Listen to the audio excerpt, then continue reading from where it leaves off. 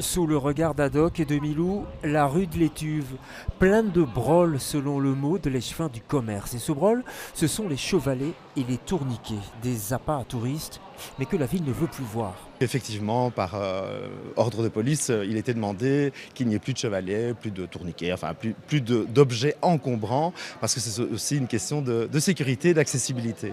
Sauf que les tourniquets et les chevalets sont toujours là, une directive donc que les commerçants semblent ignorer. Je sais pas. Non. Non, je sais pas. On a pas reçu une directive de la ville de Bruxelles ? Je sais pas, mais tu peux demander à côté ou... Est-ce que vous savez que c'est interdit ou pas ? Oui, je sais, mais il faut dire ça au patron. Ben, moi, ce que je sais, ben,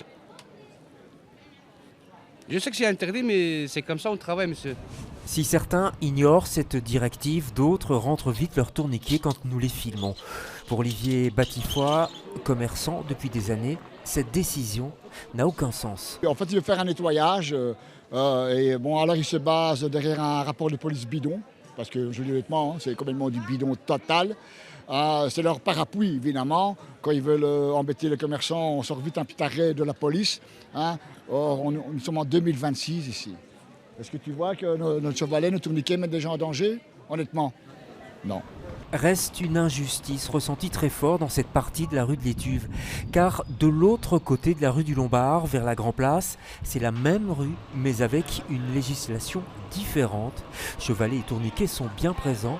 Quant à l'hôtel Amigo, il a carrément privatisé toute une partie du trottoir de cette rue.